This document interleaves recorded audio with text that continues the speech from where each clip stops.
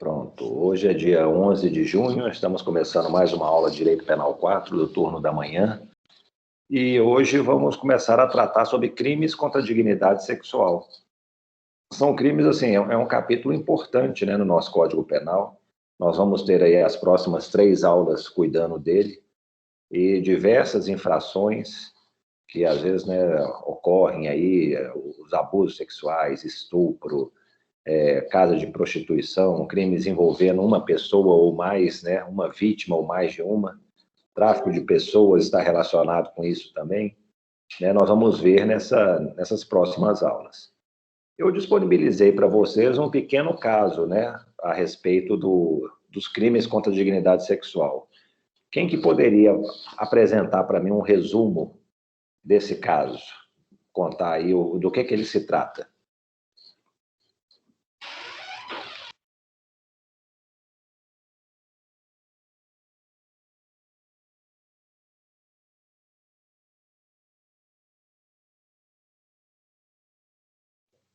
Ninguém se habilita?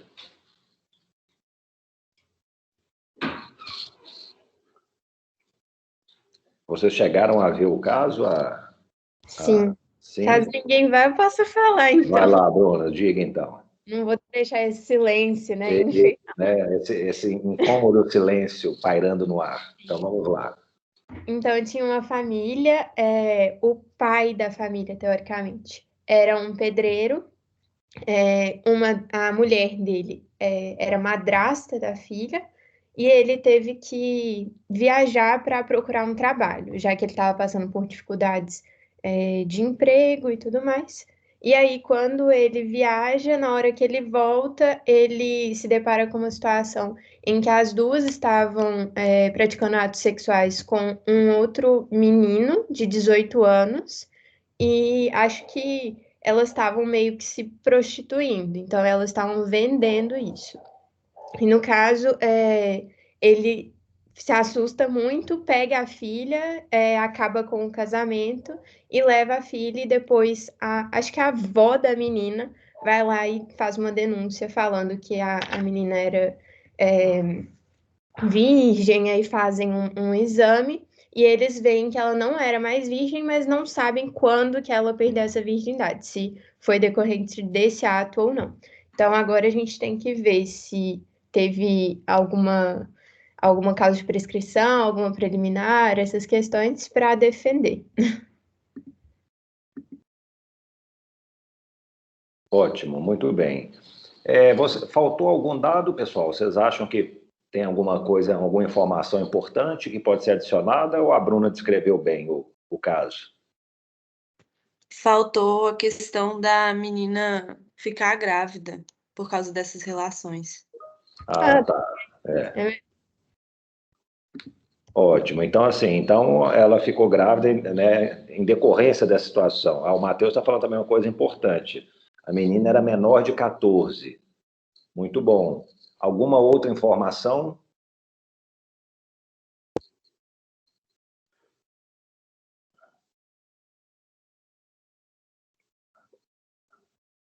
Com relação lá ao rapaz de 18 anos.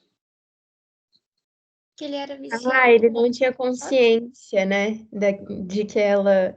Eu não sei se ele não sabia que ela era menor, mas ele não sabia que ela era virgem, eu acho, e ele era viciado em tóxicos. Isso. E ele até acho que era interditado, né, judicialmente.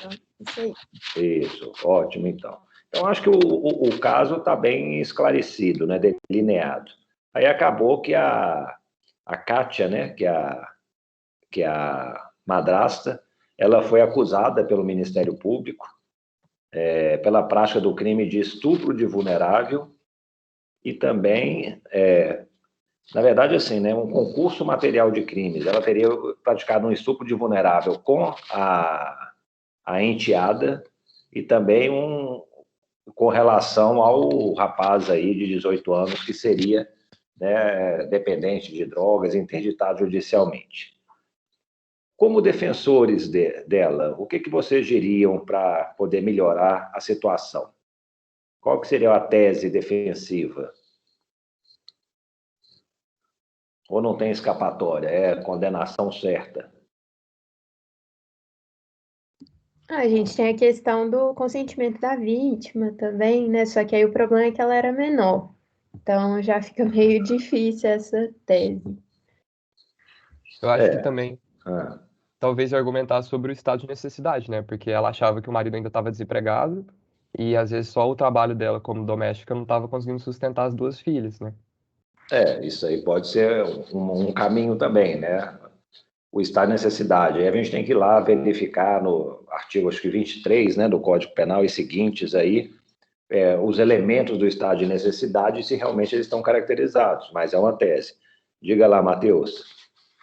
Então, eu acredito que um argumento bacana é tentar mudar o concurso material para o concurso formal, visto que no só momento estavam as duas pessoas ali. Né, a gente tem a questão de ser duas vítimas diferentes, né? Não, mas aí Ô, gente, acaba que é o seguinte, né? Em termos de defesa, o que você puder arguir em benefício do acusado, ótimo, né? Mas, assim, realmente, quanto mais crível a sua tese, melhor ainda, né?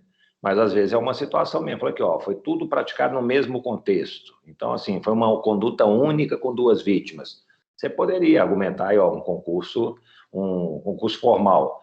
Isso aí afasta o crime? Não afasta, mas reduz a pena, né? A pena vai ser aplicada aí com um aumento, em vez de ser somada como no concurso material. Vitória, diga.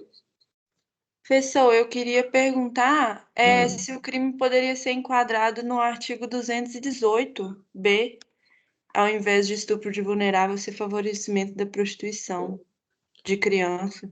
Tem vantagem se fizer isso? A pena parece que é menor.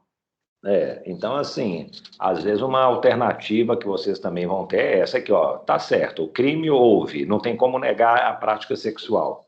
É uma menor de 14 anos. Mas aqui, em vez de ser um crime cuja pena vai de 8 a 15 anos, é um crime cuja pena está variando entre 4 a 10 anos. Sim, às vezes é uma alternativa, uma boa alternativa. O que mais aqui? André, diga, André, de novo. Está com a mão Eu pensei. levantada? Não, já. É, Não, beleza. porque no caso fala que ela cometeu 217-A em concurso material, né? Aí eu Foi. pensei em ser um concurso formal, mas entre um 217-A, no caso da omissão dela por não ter impedido o rapaz, e também um 218-A, que é aquele de presenciar atos libidinosos, sabe? Porque a Sim, mãe, por si só, ela pode argumentar que não teve nenhum contato com a filha, só estava ali no mesmo local com ela, né? Aí isso reduz bastante a pena. aí envolve uma questão de fato, né? Assim, ó, nós temos que discutir a prova, como é que foi o contexto em que tudo estava ocorrendo, ela estava participando do ato, tal. A princípio eu coloquei lá, tipo assim, né? Homenagem à Troia, estava lá todo mundo envolvido, né? Mas assim, é algo a se discutir. O problema, gente, é que tipo assim, sinceramente, né? Quando você está discutindo isso no fórum, né? No ambiente judicial, tal. É tão difícil, sabe, produzir uma prova dessa. Você, não, aqui, ó, ela estava lá, tipo assim, a menina não fez nada, só eu estava dentro do quarto, junto com coisa, tal. Então, mas tudo é possível, né? Aqui, mais alguma coisa, pessoal? Algum argumento? Gostei dos argumentos que vocês apresentaram, né? Deixa eu compartilhar aqui minha apresentação. Só um instantinho. Professor, Oi. eu acho que também, em último caso, não custa, não sei, fazer um laudo de sanidade só para, assim, para ser talvez um comprovante a mais ou a menos. Mas o laudo de sanidade quem? No caso Da mãe, no da caso, mãe? assim, argumentar por não sanidade, não sei. Aí, ô Thaís, aí é o que eu te falei, talvez na última aula, né, numa das aulas nossas. Falei, ó, até possível, você sempre pode argumentar isso. Mas, assim, dois aspectos que são importantes. Quando você argue isso, você perde um pouco o controle da defesa, né? Aí fica lá, ó, agora é o perito que vai definir se é doido ou não é, né? Se tinha capacidade de se autodeterminar e se tinha consciência da ilicitude. A outra questão é o seguinte: precisaria, pelo menos para mim, é o que eu exijo, né, quando eu pego esses casos casos criminais, algum indicativo de que ela tem algum problema, né? Algum distúrbio psíquico, psiquiátrico. Então, assim, precisaria apresentar um mínimo elemento de prova para poder realmente chegar e falar assim, ó, vamos fazer o exame porque há indicativo de que ela sofre de algum transtorno mental. A princípio, nesse caso, acho que não foi mencionado nada, né? Mas é possível. Natan, diga. Professor, só uma dúvida. Sim. Acho que, inclusive, deve ser de penal 1. Mas é o seguinte, quando a gente argumenta, por exemplo, pela prática do aliciamento, né, o 217, e também a presenciar o ato libidinoso. Nesse caso, como ela é madrasta, estava deixando a filha com ela seria garante, né? Ela assumiu uma posição de garantidor.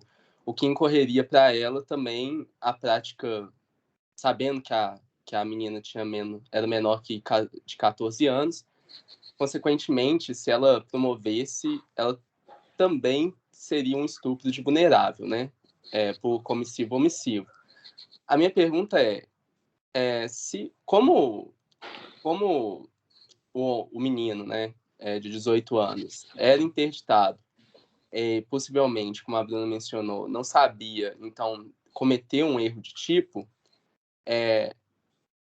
a acusação poderia, mesmo assim, argumentar em estupro de vulnerável por comissão ou omissão, tipo, por ser um omissivo impróprio? Se ela, lógico, se a gente tivesse arguindo que ela estava só vendo e presenciando a cena. Sim. Não, eu acho o seguinte, porque o erro de... Não, mas eu acho que sim, viu, Natan? Porque realmente o que você colocou aqui é muito interessante, pessoal.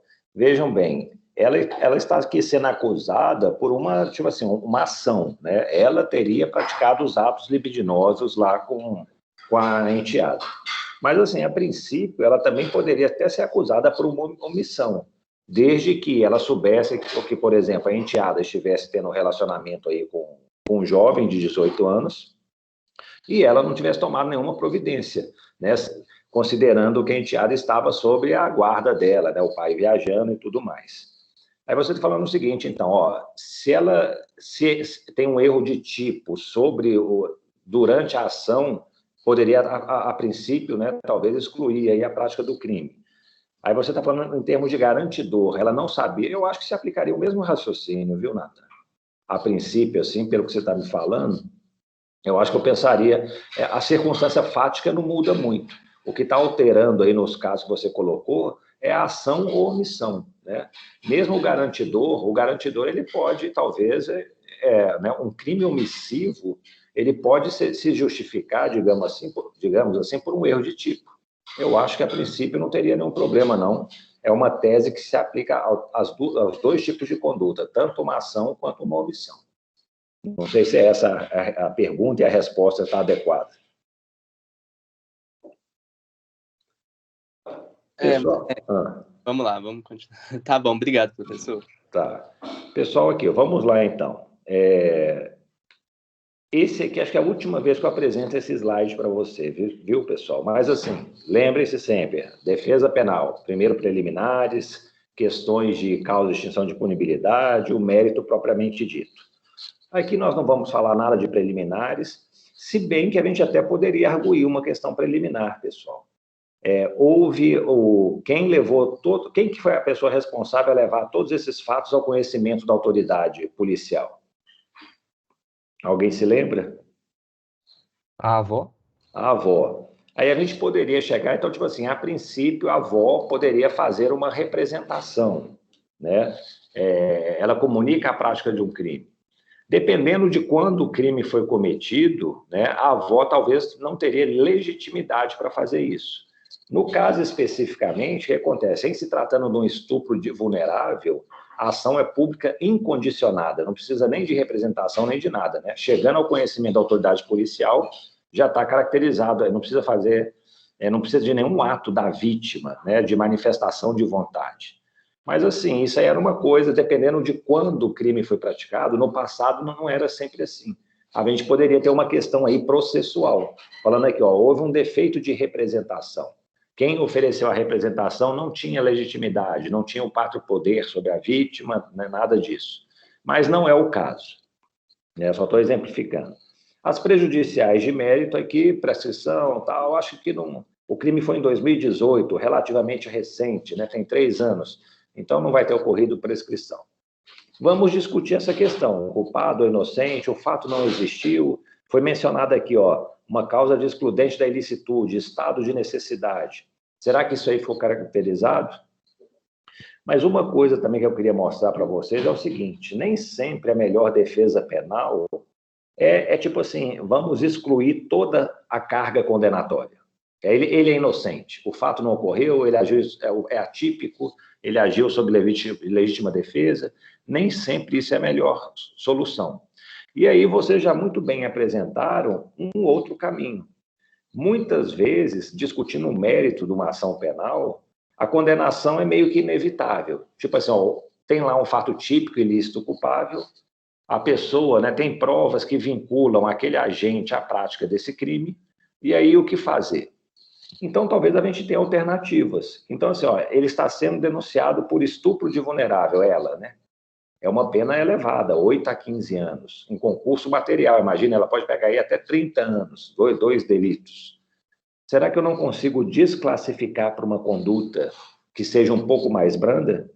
E aí foi quem? Não sei se foi a Vitória que falou, né? Falou que ó, nós temos aqui o artigo 218b, né? É o favorecimento de prostituição, outra forma de exploração sexual de criança ou adolescente ou de vulnerável.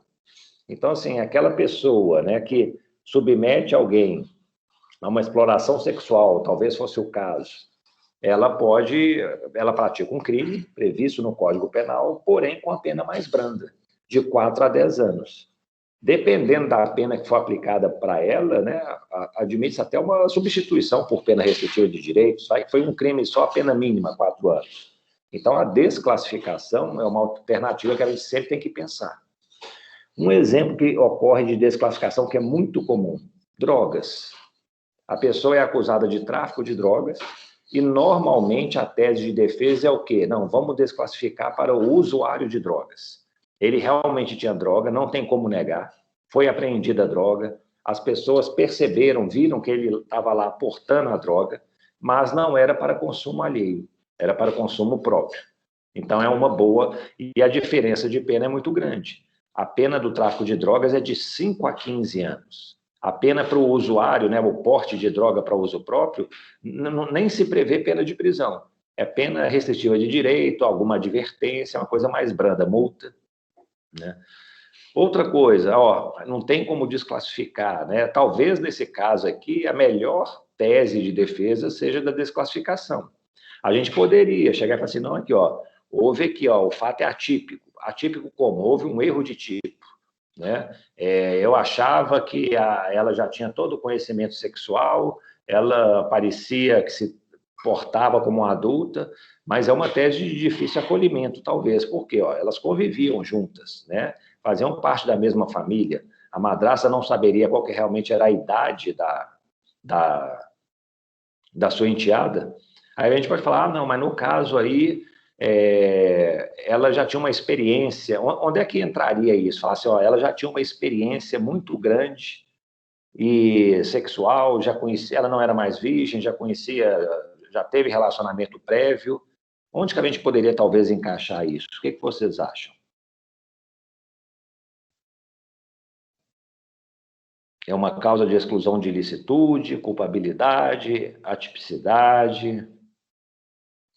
Professor, eu acho que poderia ser uma circunstância judicial do comportamento da vítima, não sei. Sim, mas aí, pode ser, mas aí a gente, tipo assim, reduziria a pena, talvez, né? Porque, assim, quando a gente vai pensar em circunstância judicial, já estamos lá na fase de aplicação da pena, não sei se é isso que você quis dizer, né, André? É isso. Mas eu penso também o seguinte, ó, o crime é estuprar uma pessoa vulnerável. Eu poderia, talvez, chegar e falar que, ó, essa tese defensiva de que ela tinha experiência, tal, tudo, ela vai entrar aí como um dos elementos do tipo aqui, ó, essa pessoa não é vulnerável, né? No caso, eu acho difícil uma tese de erro de tipo, porque como é que a madrasta não sabe da condição dela? Mas em outras circunstâncias, imagine o contrário. Na verdade, esse jovem de 18 anos, vamos supor que ele era imputável. Ele está lá tendo relacionamento com a menina de menos de 14 anos, para ele talvez pudesse colar essa tese, de chegar aqui, ó, não, eu não tinha conhecimento de que ela era menor de 14 anos, ela conheço, ela tem um porte, uma aparência de ser uma mulher muito mais velha, ela já não é a primeira experiência sexual dela, já soube de outras situações, outros amigos meus já tiveram encontros com ela, então, assim, talvez pudesse para ele, mas para a madrasta eu acho muito difícil. Então, assim, no final das contas, o que vai acontecer? Se não conseguir uma desclassificação, aí nós vamos lá, aqui, ó, vamos pedir para aplicar a pena no mínimo legal, primário, bons antecedentes, as consequências não foram tão graves, será que não foram tão graves, não? Resultou uma gravidez. Como é que fica essa gravidez? Realmente a Kátia vai responder por ter provocado essa gravidez? O que vocês acham?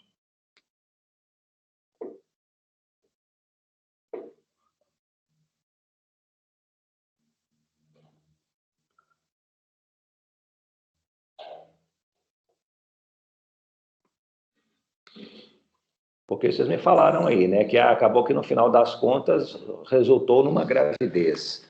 Isso aí é uma causa de aumento de pena? Pode ser um... Eu lembro de ver isso, mas eu não estou achando agora certinho. Mas eu vi que é uma cláusula de aumento, ou uma agravante, não tenho certeza. Na verdade, isso aí, se eu não me engano, está previsto no artigo 226, inciso 2º do Código Penal. Deixa eu até conferir aqui.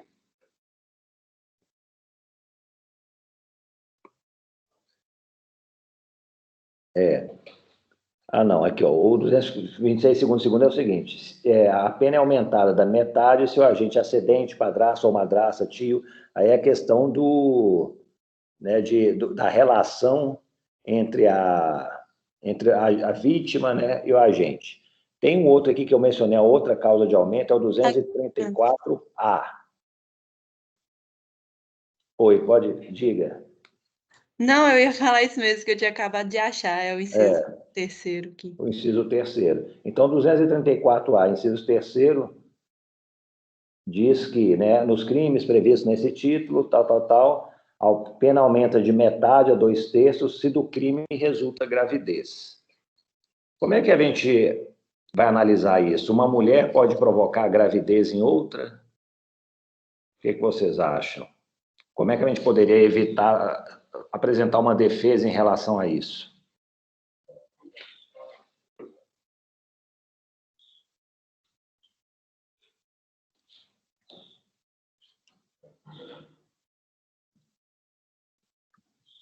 Ninguém se habilita?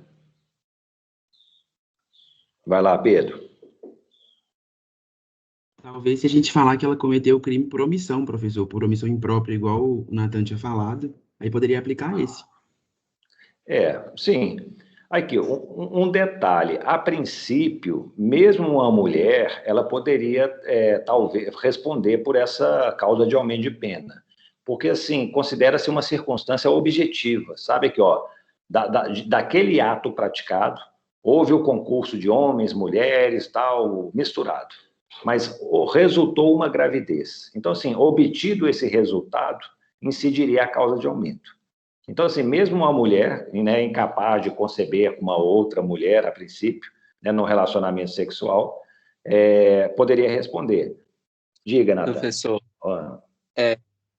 e também, se a gente fosse criativo, eu acho, a gente poderia argumentar que teve, querendo ou não,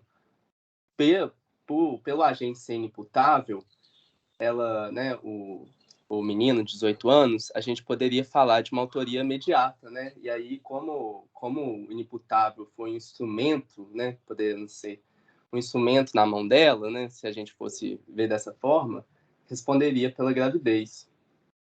Poderia ser assim também. Ela responderia, tipo assim, uma tese do Ministério Público, né, Nathan? Isso, sim. E agora uma tese deles também poderia ser de de uma circunstância impossível mesmo, né? Um crime impossível. Por ser ela não conseguiria fazer isso, né? Sim, isso seria a tese. Ó, o crime é impossível, né? Ela não tem a mínima condição de produzir uma gravidez. Mas acho que o que o tipo penal prevê é, tipo assim, uma circunstância objetiva. Ó, É só uma consequência, né?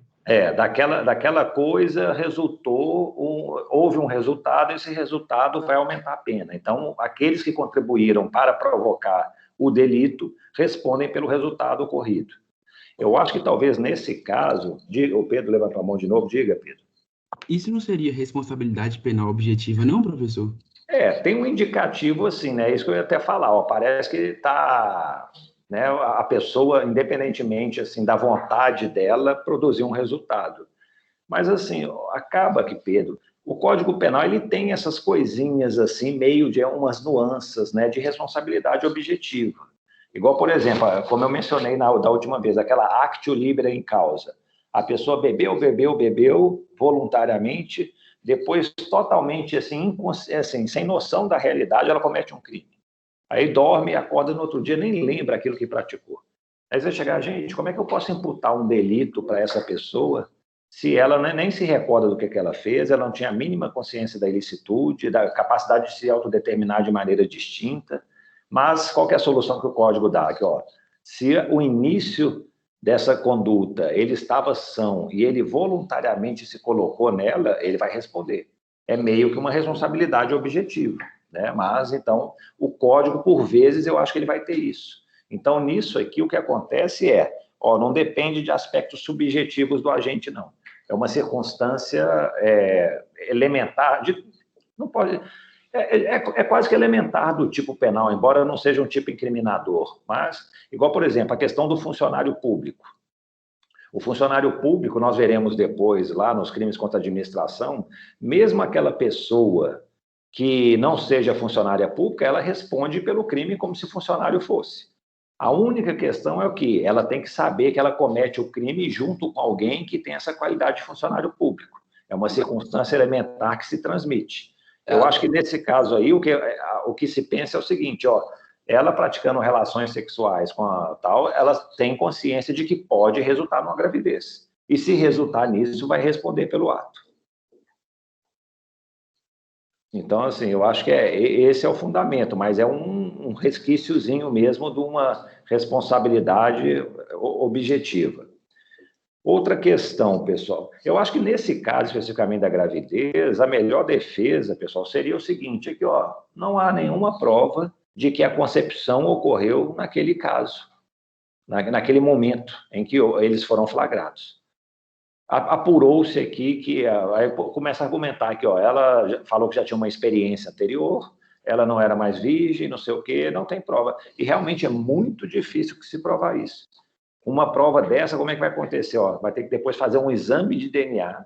Isso aí, se a vítima também permitir e quiser, para mostrar que o filho realmente é desse rapaz de 18 anos. Aí sim, eu acho que... E mesmo assim, pode chegar e falar assim, não, mas aqui, eles já se encontraram antes, em outro local, previamente, então não dá para afirmar com certeza que a concepção, que a gravidez decorreu realmente daquele ato.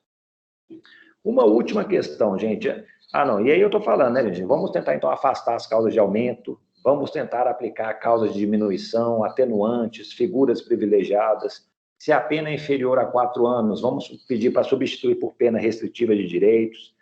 Regime de pena mais favorável, né? Até 4 anos, regime aberto, 4 a 8, semiaberto, de 8 para cima, fechado. E também, por fim, pedir o direito de recorrer em liberdade. Às vezes a pessoa está condenada, mas, assim, vai recorrer durante 10, 15 anos. Então, é vida, né? É vida que segue fora do estabelecimento penal. Então, acho que vale a pena também pedir tudo isso. Então, essas defesas, gente...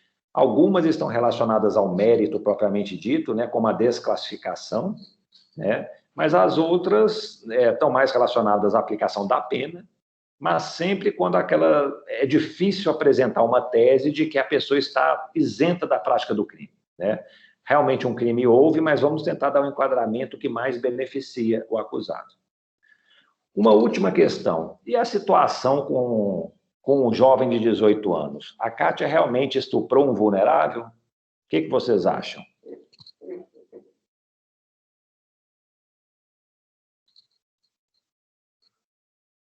Um jovem de 18 anos que era viciado em drogas. Será que ele tinha capacidade de entender aquilo que ele estava fazendo?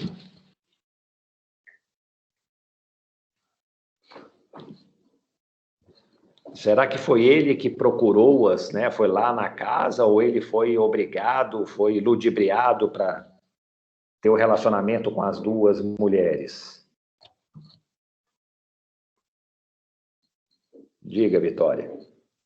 Professor, eu acho isso meio inconcebível, porque como elas estavam fazendo isso por dinheiro, ele estava pagando, né? Por isso, então fica meio estranho pensar nele ser enganado, quer dizer, dele não saber o que estava acontecendo ali. Alguém pensa de maneira distinta? Porque o que acontece, gente? O estupro de vulnerável, nós vamos falar com mais detalhe daqui a pouco. São 3 situações. Ou a vítima tem menos de 14 anos, ou ela tem alguma enfermidade ou deficiência mental, ou então ela não tinha um discernimento necessário, né? Por algum motivo não podia oferecer resistência ao ato. Então, assim, são essas 3 situações. A gente teria que ver esse jovem onde que se enquadra. Menor de 14 anos ele não era, enfermidade mental, talvez se enquadre, o discernimento, a capacidade de resistência, acho que não é o caso. Às vezes a questão diz respeito realmente ao consentimento válido dele. Mas aí a gente tem que pensar o seguinte, uma coisa, gente, é ser interditado civilmente. Outra coisa são outros atos da vida em geral, né? Então, assim, ele sendo interditado civilmente por ser usuário de drogas, muitas vezes está relacionado ao quê? Ele não consegue administrar o próprio patrimônio, ele vai pegar todo o dinheiro que ele ganha para comprar droga, consumir droga, então a família vai, não vamos interditá-lo para a gente poder gerir o patrimônio dele, digamos assim. Então, assim, normalmente, essas interdições que não são por um fundo, igual, por exemplo, um problema psiquiátrico seríssimo, né? Um problema de mental, uma enfermidade ou doença, às vezes está muito relacionado a questões patrimoniais. Então, eu penso o seguinte, está certo, ele não tinha condição de gerir o próprio patrimônio, mas será que ele não tem condição de praticar os outros atos da vida? Ele não sabe distinguir, por exemplo, o que é matar ou não matar? Ele não sabe, tipo assim, o que é praticar um ato sexual? Eu, na realidade, eu acho que, tipo assim, apesar... Diga, Vitor. Não, pode continuar, professor. Eu acho o seguinte, apesar dele não ter, né, de ser interditado civilmente, eu acho que ele tinha plena consciência do que ele estava fazendo. Ele provavelmente que compareceu à casa lá, ele provavelmente pagou por aquilo, né? Ele, como homem, como todo ser humano, todas as pessoas têm necessidades sexuais, e ele, então, acho que estava lá agindo normalmente. Falar que ele era, assim, uma pessoa, um vulnerável, eu tenho minhas dúvidas. Mas diga então, Victor. Eu fiquei com uma dúvida, professor, se, por exemplo, né, assumindo que ele fosse, não tivesse consciência do que ele estava fazendo ali mesmo, então, né, igual, incorresse em erro de tipo, né, nesse sentido. Não poderia falar também que a madrasta incorria em erro de tipo no sentido de que, às vezes, ela não sabia que ele, né, estava com essa enfermidade assim, mental e também que ele, assim, não sabia que a menina era menor de 14 anos, aí ela achava que estava praticando o tipo lá do 218B, mas na verdade estava praticando o tipo do estupro de vulnerável. Sim, boa, Vitor. Aqui, ó. Não se esqueçam, né, pessoal? A defesa penal tem aquele princípio da eventualidade. Então, vocês podem apresentar diversas defesas. Então, assim, pelo que vocês falaram aqui, seria mais ou menos o seguinte, ó. Na verdade, aqui, deixa eu ver, foi mencionado que, não, o crime não ocorreu porque estava em estado de necessidade, exclusão da ilicitude e tal. Mas se por acaso não tiver caracterizado o estado de necessidade, a gente vai falar que teve um erro de tipo. Mas se por acaso o erro do tipo não tiver caracterizado, nós vamos falar aqui que foi desclassificado por uma outra conduta mais branda, ou seja, né, você pode apresentar uma sucessão de defesas. Isso que o Vitor falou eu achei muito bom, porque é o seguinte, Acho que se eu fosse defensor, eu chegaria e falaria assim, que, ó, com relação ao jovem de 18 anos, ele ele não é vulnerável. Ele é uma pessoa que, embora interditada judicialmente, ele tem consciência dos seus atos, tal. Imagine, ele pratica um crime. Ele vai responder pelos atos. Na realidade, assim, esse caso, se fosse concreto, se tornar real, provavelmente ele também seria denunciado por estupro de vulnerável da menor. Entendeu? Mas eu não quis envolver isso aí, né? Eu quis colocá-lo mais como vítima do que como agente. Então, assim, eu faria isso. Agora, na eventualidade de vocês acharem que ele realmente não tinha consciência, tal, aqui, a Kátia, ela não tinha a mínima condição de aferir que ele era um inimputável, que ele era uma vítima vulnerável. Ele era mais um dos clientes que apareceu lá, não existe na testa dele escrito, só interditado judicialmente, ele pagou pelo serviço, ele não sei o quê, tal, estava se portando normalmente. Eu acho que essa defesa seria muito boa para ela, que realmente é muito difícil se apurar, né, que a pessoa era vulnerável nessas condições. Agora, como eu já disse, em relação à menina, eu acho mais difícil a Kátia arguir isso, porque, assim, ela convive com ela sabe a idade dela, né? Talvez ele, se ele fosse acusado, ele também poderia argumentar. Eu falo, não, aqui, ó, no meu caso, eu não sabia que ela tinha 13 anos, não. Eu já conheço há muito tempo, já tive outros contatos com ela, vários homens já tiveram, ela tem uma experiência sexual, ela parece já uma mulher madura, formada, e seria uma tese que poderia ser apresentada. Ok? Pessoal, alguma dúvida, alguma questão para a gente avançar? Então, vamos avançar. Qualquer coisa, me interrompa. Eu queria falar para vocês agora o seguinte, esses crimes contra a dignidade sexual. Vou apresentar um pequeno histórico, eu acho que a gente consegue contextualizar um pouco melhor. E esse histórico vai se resumir em 3 partes. Eu vou falar como era, de acordo com o Código Penal de 1940, né, quando esses delitos foram, né, pela primeira vez não, foram tipificados e alguns deles ainda hoje persistem na mesma redação. Vou falar como é que está em vigor atual essa questão da interpretação desses tipos penais, considerando, sobretudo, uma mudança que houve em 2009. Né? Já se fazem aí mais de 10 anos, mas foi uma mudança significativa que alterou bastante esse título do Código Penal. E eu vou fazer referência também ao projeto de lei do Senado, esse aí, 236/2012, que é o futuro Código Penal. Na realidade, eu não gosto muito de falar sobre anteprojetos de lei, nada disso, porque, às vezes, você nem se converte em lei, gente. Provavelmente, esse aqui é de 2012, até hoje não virou lei. É um projeto que é até muito criticado. Mas eu quero mostrar para você o seguinte, ó, o que o legislador do futuro está pensando em fazer. Ok? Então, vamos lá. Nesse passado, presente e futuro, nós estamos falando de crimes contra a dignidade sexual. Mas nem sempre foi esse o título. O título dessa parte do Código Penal se chamava Crimes contra os Costumes. E por que costumes? Costumes era, tipo assim, a moral que tinha na época, né? Os valores que se prezavam na sociedade de 1940. Era uma sociedade o quê? Matrimonializada, patriarcal, né? O homem sendo sempre assim, né, o chefe de família, a mulher tendo um papel secundário, acessório e restrito às coisas da casa e criação de filhos. Então, esses eram os costumes na época. O Código Penal, ele trazia, por exemplo, alguns tipos que falava assim, ó, seduzir mulher honesta, tal. Mulher honesta, o que era mulher honesta? A mulher honesta era uma mulher que, assim, era solteira, virgem, era uma mulher que era casada com filhos, tal. Agora, uma mulher que era divorciada, não tinha um divórcio, né? Que foi separada, que rompeu o vínculo com o marido, ela não era uma mulher honesta. Uma mulher solteira que tivesse um filho, ela não era uma mulher honesta. Ela nem poderia ser vítima desse crime. Então, assim, eram os valores da época. E isso aí, com o passar do tempo, foi sendo, né, descartado.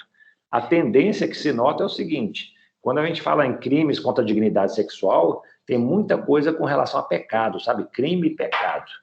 Então, parece que no passado tinha muito de pecado no Código Penal, né? Questões assim, meio uma percepção mais religiosa, mais moral, E hoje em dia a tendência é limpar isso, né? Você retirar qualquer laivo que haja de questões assim morais para chegar no aspecto assim, ó, de respeito à autodeterminação sexual da pessoa.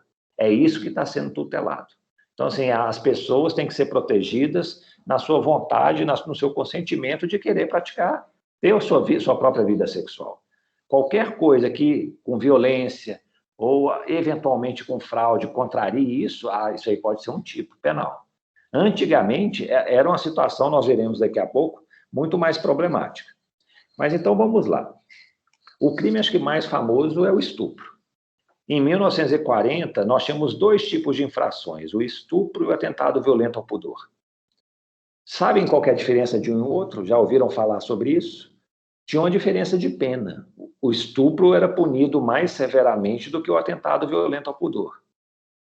Eu recomendo a vocês o seguinte, eu não sei que tipo de código que vocês utilizam, tal, mas quando vocês vão lá no site do Planalto, né, .gov.br, é o Código Penal mais atualizado. E se vocês clicam lá, né, no código antigo, tal, apresenta todo o Código Penal desde 1940, com a redação original e todas as alterações que ocorreram. Então, aí vocês vão ter uma ideia melhor dessa evolução. O estupro, gente, era um crime praticado pelo homem contra a mulher. Era manter conjunção carnal mediante violência ou grave ameaça. Conjunção carnal, o que é conjunção carnal? Era única e exclusivamente você introduzir o pênis na vagina. É a cópula vagínica que eles falam. Isso era conjunção carnal. Não era, não. Esse é o conceito. Então, assim, uma mulher que forçasse a outra a praticar atos sexuais, né, que não tendo uma conjunção carnal, não poderia caracterizar um estupro. Um homem que praticasse diversos tipos de atos sexuais contra uma mulher, mas menos essa penetração vaginal, não era estupro. Aí o que seria? Seria um atentado violento ao pudor, com a pena mais branda um pouco, 2 a 7 anos. O atentado violento ao pudor era o crime que consistia em praticar atos libidinosos diversos da conjunção carnal.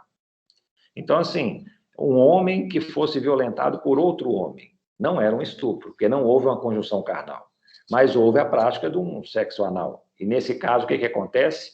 Aí vai caracterizar o atentado violento ao pudor. As penas, assim, a meu ver, eram muito brandas, né? Imagina, assim, você pratica o sexo anal com... e isso acontecia com uma criança, ou então com um jovem de 15 anos, pena de 2 anos, né? Com violência e grave ameaça. O que aconteceu? A lei dos crimes hediondos, em 1990, falou, vamos equiparar as penas e vamos aumentá-las. Então, a partir de 1990, todas as penas, tanto do estupro quanto do atentado violento ao pudor, ficaram aí entre 6 a 10 anos. Qual que era o resultado disso, pessoal? O resultado era o seguinte, nessas situações, às vezes havia um concurso material de crimes. Eu tive um caso que eu apreciei quando eu estava lá na Justiça Estadual, foi um caso assim, bem chocante. Um rapaz, ele entrou num apartamento de 2 estudantes universitárias, ele chegou, entrou pela janela, aí ele, tipo assim, da cozinha, aí ele foi e tal, tirou o sapato para não fazer barulho, e encontrou as 2 lá dentro. Ele foi, manteve a conjunção carnal mediante violência com uma delas, estupro. A outra lá apavorada, tudo, ele foi depois nela, manteve conjunção carnal com ela, estupro. Deixou as 2 amarradas. Aí ele foi, saiu pelo apartamento, furtando, roubando as coisas, pegando as coisas, colocando num saco, tal. Depois de um certo tempo, ele voltou lá nas vítimas, praticou sexo anal com uma, atentado violento ao pudor, praticou sexo anal com outro, atentado violento ao pudor, pegou o saco, foi embora. E aí, no final das contas, ele foi condenado a uma pena aí de quase 30 anos. Por quê? Foi 6 anos, já era depois de 1990, 6 anos para um estupro, 6 anos para o estupro da outra vítima, 12. 6 anos do atentado violento ao pudor, 6 anos do outro atentado, 24. E acho que pegou mais 5 anos do roubo. Então, assim, foram 29 anos, se eu não me engano, de pena. Então, assim, havia isso, esse concurso material de infrações. Se o atentado violento ao pudor fosse bem separado, sabe, da prática do estupro, daria para reconhecer. Às vezes a jurisprudência falava, não, peraí, os atos foram praticados no mesmo contexto, tal, então é um crime único, né? Mas havia essa possibilidade. Em 2009, o que aconteceu? Acabou o atentado violento ao pudor. Eles unificaram tudo no estupro. E é o que nós temos hoje. Hoje, o que é o estupro? É você manter a conjunção carnal ou praticar qualquer outro ato libidinoso mediante violência ou grave ameaça. Então, o estupro hoje englobou os dois. Qual que é o efeito prático disso? Aquele réu que praticou 2 estupros e 2 atentados violentos ao pudor, se ele tivesse praticado isso hoje, ele responderia aí apenas por 2 estupros, um para cada vítima. Obviamente que a pena você poderia, né, nas circunstâncias judiciais, você poderia modificar. Fala, pera aqui, ó, na prática do estupro, ele não só manteve conjunção carnal, ele também praticou outro ato libidinoso. Então, a pena não vai ficar em 6 anos, a pena mínima, vai ficar aqui em 8 anos, a pena base, por aí vai. Então, hoje é um tipo misto alternativo. Qualquer que sejam as condutas praticadas, vai ser um delito só. E uma coisa que houve mais recentemente, né, acho que foi em 2018, se eu não me engano, foi o estupro coletivo e o estupro corretivo. Né? Eram figuras assim que não existiam, né, no Código Penal, mas que foi introduzido em razão, pessoal, na verdade, de fatos que ocorreram aí relativamente em data recente aqui no Brasil. Né? Então, assim, o que é o estupro coletivo? Quando tem um concurso de 2 ou mais agentes. Então, assim, eu posso até falar que é um crime de concurso necessário. Eu falo assim, ó, só vai haver um estupro coletivo se houver pelo menos 2 agentes. E o que é o estupro corretivo? É quando você pratica, né, esse ato sexual para controlar o comportamento social ou sexual da vítima. Ah, mas como assim, pessoal? Oh, sei lá, um pai louco chega e está consternado que descobriu que o filho é homossexual. Ah, então não, aqui, ó, então já sei, eu vou praticar um estupro contra ele para mostrar para ele que não é assim, não, que isso aí é isso que ele gosta, sabe? Assim, vou dar uma lição, né, um estupro corretivo. Então, isso aí é uma figura, né? É um tipo penal com a pena aumentada. Né? Essa pena acaba que ela vai ser aumentada de 1 a 2 terços. E como que vai ser no futuro? No futuro, pessoal, continua ainda com esse nome de estupro, pena de 6 a 10 anos, mas sabe o que é? Eu acho que ficou melhor. O estupro vai ser o seguinte, praticar ato sexual, vaginal, anal ou oral, mediante violência ou grave ameaça. Sabe por que eu acho melhor? É mais inteligível, né? Não? Chegar e falar assim, ó, praticar conjunção carnal. Dificilmente alguém da população sabe o que é uma conjunção carnal. Ah, praticar atos libidinosos diversos. O que é ato libidinoso diverso da conjunção carnal? Então, assim, eu acho que a lei ela tem que ser mais inteligível, né? Mais clara. Então, você chegar e falar assim, ó, praticou um ato vaginal, oral, anal, já tem uma ideia mais precisa do que está falando. E o que vai acontecer? Continua sendo um tipo misto alternativo, praticou as 3 condutas, é um crime só. Porém, a pena vai ser aumentada. Dependendo do tipo de conduta que se pratica, praticou 2, aumenta 1 terço, praticou as 3, aumenta aí 2 terços. Então, a princípio, no futuro, vai ser esse o tratamento. Ok? Vamos avançar. E aí, gente, eu não perguntei para vocês, no caso, né? Eu falei, e se o crime tivesse ocorrido em 2008, o que teria modificado? E aí a gente vê, ó, se o crime tivesse ocorrido em 2008, antes aqui do presente, né, que foi modificado em 2009, o que teria acontecido? Poderia ter havido lá uma figura de estupro, poderia ter havido atentado violento ao pudor, né, que tipo de ato que foi praticado? Lá falou que eles estavam praticando atos, mas houve a conjunção carnal, a gente precisaria saber disso para poder classificar adequadamente. Hoje em dia, isso aí não é tão relevante, porque qualquer que seja o ato sexual, vai ser um estupro. Uma coisa que era muito comum no passado, pessoal, crimes que envolviam fraude, crimes relacionados à virgindade. Então, tipo assim, seduzir mulher virgem entre 14 e 18 anos, aproveitando-se da sua inexperiência ou justificada confiança. Era um delito. Então, tipo assim, o que acontecia? Às vezes, uma moça né, tinha um relacionamento sexual com um homem e falava, fui seduzida. Aí o pai, bravíssimo, isso aí era, imagine, mentalidade de 80 anos, né, para trás. Então, não, vai ter que casar com ela. E era até interessante que o Código Penal tinha uma causa de extinção da punibilidade, que era justamente o casamento da vítima com o agente. Imagine a situação. Então, assim, era comum chegar e falar assim, aqui, ó, ou você casa com ela, ou você vai para a cadeia. O que você escolhe? Você acabou que você seduziu a moça, tal, ela era virgem, inexperiente e tal, e aí? Agora ela já não é mais uma mulher honesta. Dificilmente ela vai conseguir arrumar um marido. Então você vai ter que casar, ou então você vai para a cadeia. Então, assim, isso eram fatos, acho que corriqueiros na época. Então, assim, eram valores que o Código Penal, vocês verem um atraso, né, assim, que prezava, né? Não digo atraso, né, gente? Tudo tem seu momento histórico, né? Esse artigo 215, posse sexual mediante fraude, ele já foi revogado, mas você ter conjunção carnal com uma mulher honesta mediante fraude. Então, aqui, ó, olha o elemento do tipo. O que era uma mulher honesta? Era um elemento normativo do tipo. Exige um juízo de valor. E aí a jurisprudência interpretava, ó, como eu disse, a mulher solteira grávida, não, isso aí não é mulher honesta, não. Ela pode ter essa posse sexual contra ela, que o crime não está caracterizado. Ah, não, é uma mulher virgem, solteira, tá? Ah, não, ela é uma mulher honesta, então aí pode. E aí utilizou fraude. Não havia nenhum crime no Código Penal em que a vítima da fraude era um homem.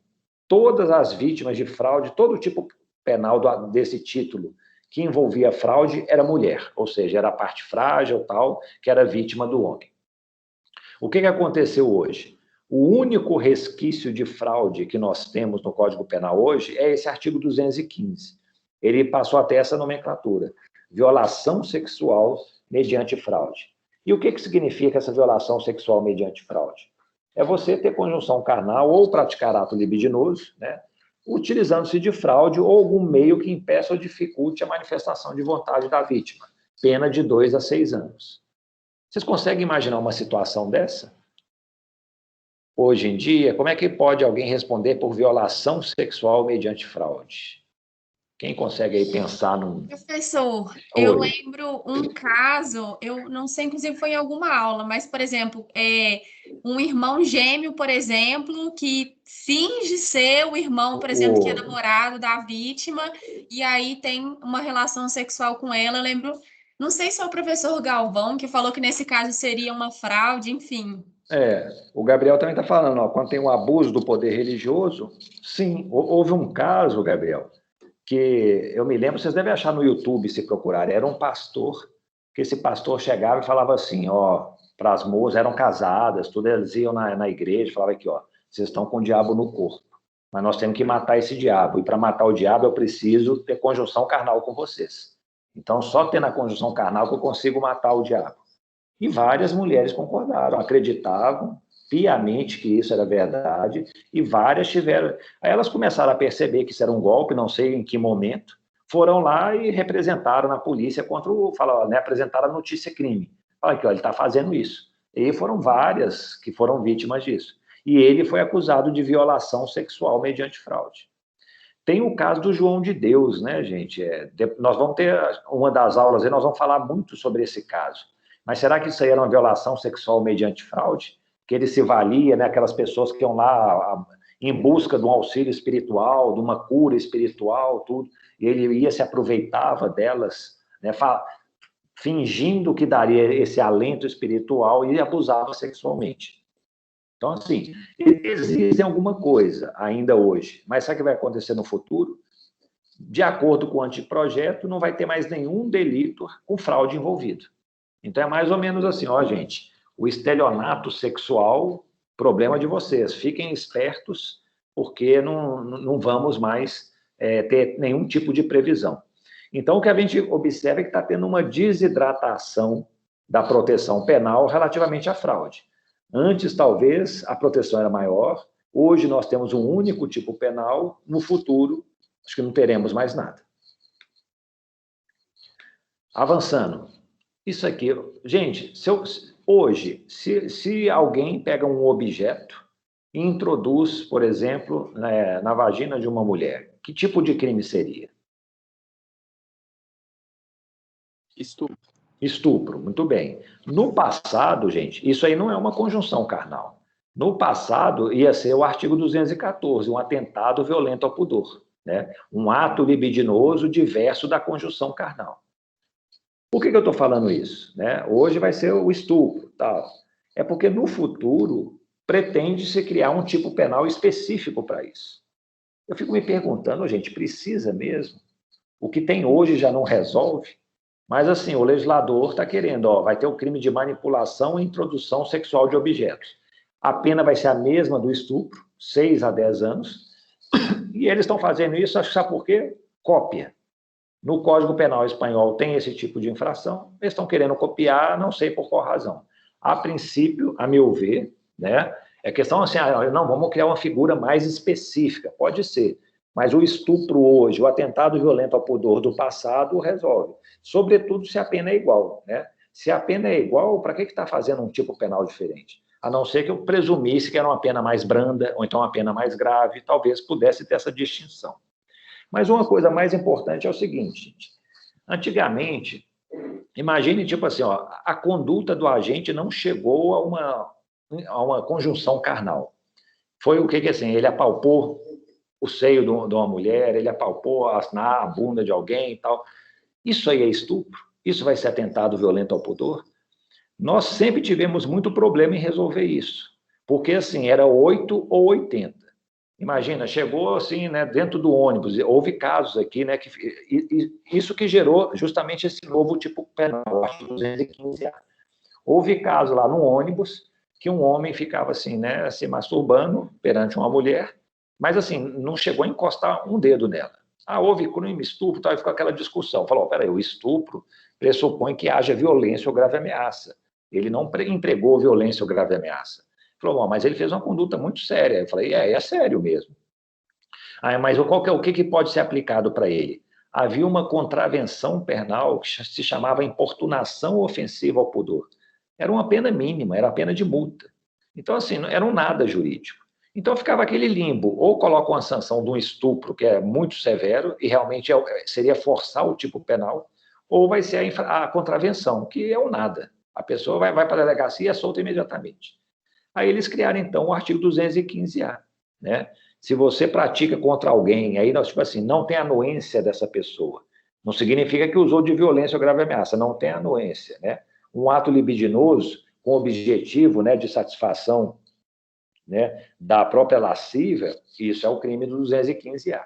Então, por exemplo, todos esses casos agora, né, que se praticará masturbação no ônibus, apalpando pessoas, tal, eles se enquadram aqui. Né? No futuro, o que vai haver? Haverá esse tipo de delito também, molestamento sexual. Se houver violência, vai ser 2 a 6 anos. Sem violência ou grave ameaça, uma pena de 1 a 2 anos. Hoje, o que nós temos? Hoje nós temos, se for a introdução do objeto, é um estupro, artigo 213. Se for um ato libidinoso, né, que não há violência ou grave ameaça, mas que não tem o consentimento da vítima, né, um ato de conotação sexual, provavelmente vai se enquadrar aí na importunação sexual. Hoje eu acho que está melhor resolvida essa questão. Eu lembro que eu era assessor no Tribunal de Justiça de Minas e eu julgava alguns casos relacionados a isso, né, assim, o desembargador julgava, né, mas eu era o assessor, eu auxiliava. E aí eu via situações assim que falou, a pena, esse caso aqui, não houve uma conjunção carnal, houve realmente uma prática de um ato libidinoso relativamente assim, leve, mas ele foi condenado por estupro, pena mínima de 6 anos. Então ficava lá assim, ó, realmente vale a pena esse tipo de reprovação para a gravidade da conduta? Hoje eu acho que está mais bem ajustado. Vamos avançando. Pessoal, fiquem à vontade. Assédio sexual, né? Pessoal, não havia em 1940 assédio sexual. Aliás, provavelmente deveria existir. Não estava tipificado no Código Penal. Mas o que o assédio sexual pressupõe, gente? Pressupõe normalmente uma relação assim de trabalho profissional e normalmente as mulheres não trabalhavam fora de casa, né? Então acho que por isso que o legislador da época não pensou nisso. Mas aí, né, em data mais recente, isso aí foi em 2009. Não, 2001, perdão. Foi 2001. 2009 alterou a questão da mudança da pena.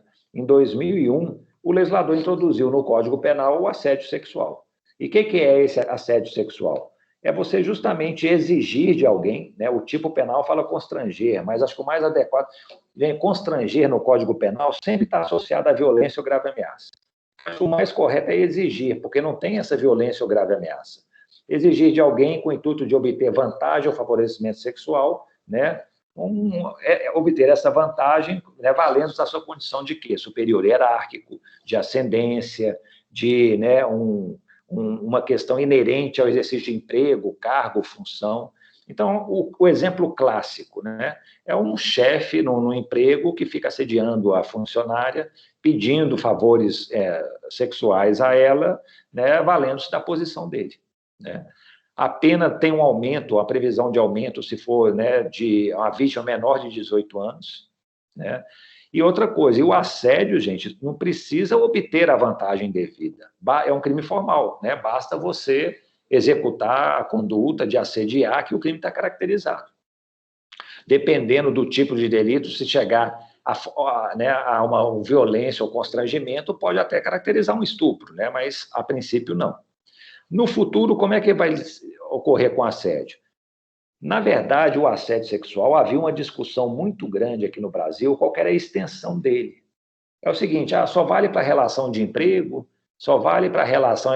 Porque o tipo penal, o que ele fala? Ele fala em condição de superior hierárquico ou ascendência, inerente a exercício, cargo ou função. Ele fala, mas isso aí, por exemplo, um professor na faculdade com aluno, isso aí pode ter uma forma de assédio sexual? Aí ficava o STJ hoje falou que pode, né? De qualquer maneira, em razão para evitar qualquer dúvida, o futuro Código Penal, ele ampliou as hipóteses. Aqui, ó, se houver uma relação de superioridade hierárquica, ascendência, confiança, autoridade, pode caracterizar o assédio sexual. E aí também tem um aumento de pena de 1/3 a metade. Eu fiquei meio na dúvida, é o seguinte, por que aumenta de 1/3 a metade? Eu acho que vai depender da idade, né?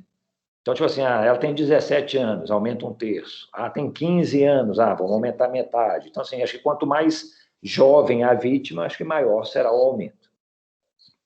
Então, o assédio sexual é um crime relativamente recente, né? Tem 20 anos aqui, mais velho do que alguns de vocês, né? Mas não está no nosso código desde 1940. Esterilização é uma coisa que acho que sequer cogitavam assim no passado.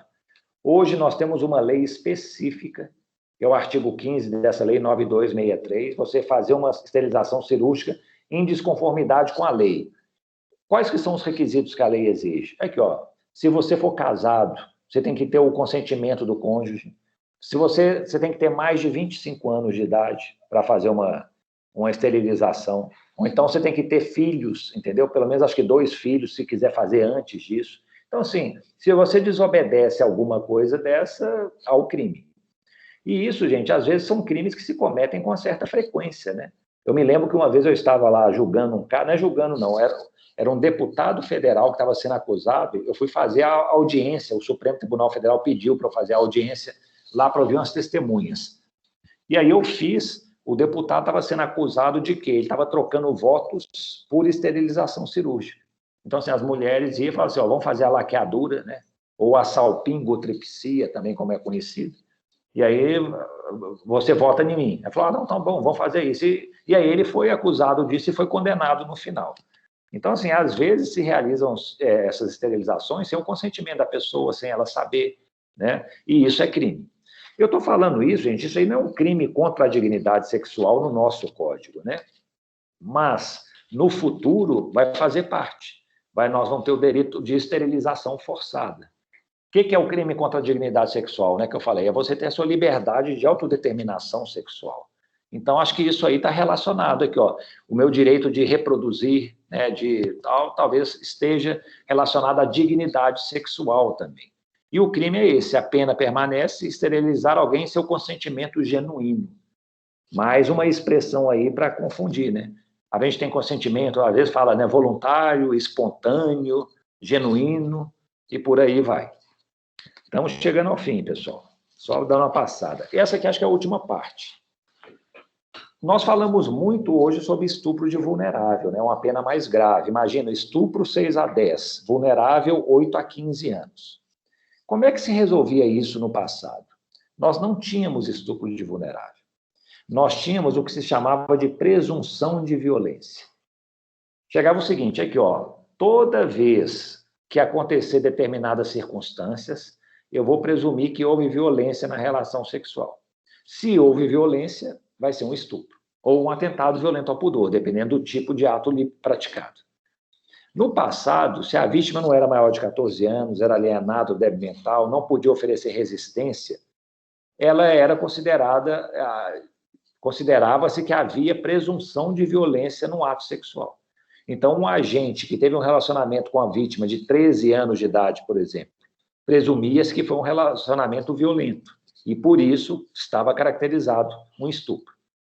A pena era a mesma, pessoal. Caracterizava a violência e aí pronto, tipificou o estupro, tipificou o atentado violento ao pudor. Aplica a pena do tipo penal prevista, que era 6 a 10 anos a partir de 1990.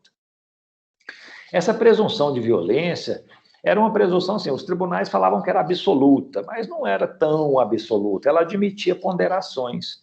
Houve um caso famoso aqui que o ministro Marco Aurélio no Supremo julgou, a vítima era até aqui de Minas Gerais. Chegou até o Supremo, o réu estava condenado por todas as instâncias, aí o Marco Aurélio chegou e falou assim, não, ela aparenta ter uma idade mais velha do que realmente tem, ela tinha acho que 13 anos, ela já tinha uma experiência sexual anterior, não sei o quê, papai. Foi o motivo para ele falar assim, naquele caso concreto, não se podia presumir que houve a violência, a pessoa tinha uma capacidade de se autodeterminar.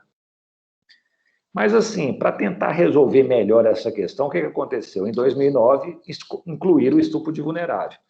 Mudou um pouquinho a forma de linguagem, né? Menor de 14, já não é alienado ou débil, é enfermidade ou deficiência mental. E a pena aumentou. Hoje, o estupro de vulnerável, né, tem uma pena aí bastante elevada. E eu coloquei esse parágrafo 5º, gente, porque o que aconteceu? Mesmo com essa previsão do estupro de vulnerável, ainda tinha juízes, às vezes a jurisprudência, ou em algum tribunal, falava assim, que não, mas no caso aqui, a pessoa não dá para presumir a violência, ela não é bem vulnerável, tal. Então, aí o legislador resolveu falar assim, vamos fazer uma coisa, em 2018, o estupro de vulnerável, ele vai ser aplicado independentemente do consentimento da vítima ou do fato dela ter mantido relações sexuais anteriores. Ou seja, pouco importa qual é a idade da vítima, né? Pouco importa se ela já tem experiência sexual, é menor de 14 anos, acabou, é crime, sem exceção. Então, assim, hoje a regra é muito mais dura. Então, hoje existe mais ou menos o quê? Gente, está proibido ter relacionamento sexual com essas pessoas. Antes, tinha uma presunção de violência, parecia um pouco mais brando. Hoje, o que eles tentaram agora, acho que incutir é isso, isso aqui está proibido. No futuro, como é que vai ser?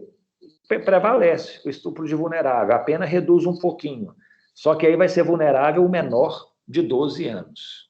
O que vocês acham? Abaixou demais, 14 anos estava bom. Qual que seria a melhor idade para a gente chegar e falar assim, a partir dessa idade a pessoa pode praticar atos sexuais que melhor lhe aprouver?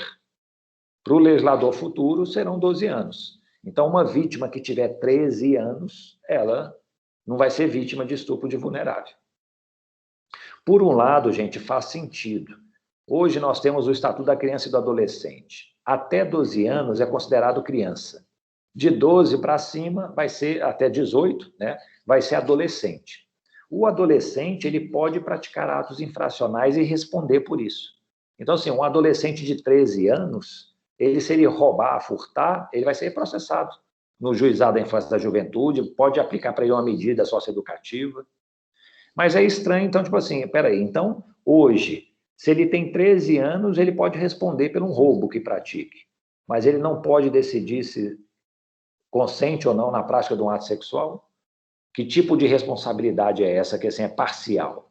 Agora, se você coloca com 12 anos, pelo menos, eu acho que é uma idade muito baixa, mas pelo menos fica mais coerente. Fala, ao mesmo tempo que eu posso matar alguém aos 13 anos e responder por isso, eu posso ter uma vida sexual e ser responsável por ela. Ok? Pessoal, próxima live nossa, né, quarta-feira que vem, às 19 horas, eu coloquei crimes novos, nem sei se vai ser esse realmente o título, ou se vai ser esse tema, mas eu estou vendo que no ano de 2020, 2021, vários tipos penais foram introduzidos no Código Penal. Né? Tem lá a perseguição, né, o stalking, tal, tem várias infrações. Então, a gente estava pensando em fazer um apanhado dessas infrações mais recentes, e começar a debatê-las e estudá-las, né? É coisa que talvez a gente tenha mais dificuldade de achar nos manuais, embora eles estejam sempre se renovando. Pessoal, alguma dúvida, alguma questão? Então, ó, deixa eu só passar para vocês. Quem quer, né? Não é um dever, não. Tem esse link, uma pequena brincadeira sobre crimes contra a dignidade sexual. Estou enviando aí no nosso chat. Basta vocês clicarem, vai abrir lá uns cadeados, você tem que responder as perguntas. É um detalhe, gente. Pior que você não pode trocar nenhuma vírgula nas respostas, sabe? Elas têm que ser idênticas, exatamente. Se, por exemplo, a resposta lá é pão, está escrito com P maiúsculo, tem que escrever com P maiúsculo. Então, assim, tem um pouco de tentativa e erro. Mas tentem acessar isso. No finalzinho aí tem uma frase lá, eu quero ver quem vai ser o primeiro a colocar a frase aqui no nosso chat da turma, tá bom? E no mais, então, fica essa aula disponível aí para gravação, quem quiser assistir posteriormente, e se vocês puderem, nos encontramos na quarta-feira. Caso contrário, na próxima sexta-feira já tem um outro caso aí, porque hoje nós falamos muito de crime, gente, em que, tipo assim, há um autor e uma vítima. Agora nós vamos falar sobre crimes na próxima aula, em que há um autor, um intermediário e uma vítima, né? Antes, hoje falamos sobre crimes para satisfazer a própria concupiscência, o próprio prazer. Depois, na próxima sexta, vamos falar de crimes que satisfazem o prazer alheio, tá bom? Obrigado aí pela atenção e até mais. Obrigada pela aula, Tchau, professor. professor. Bom fim de semana. Bom fim de semana, gente. A vocês Tchau, também. professor. Obrigado. Bom fim de semana a todo mundo. Tchau, professor. Obrigado.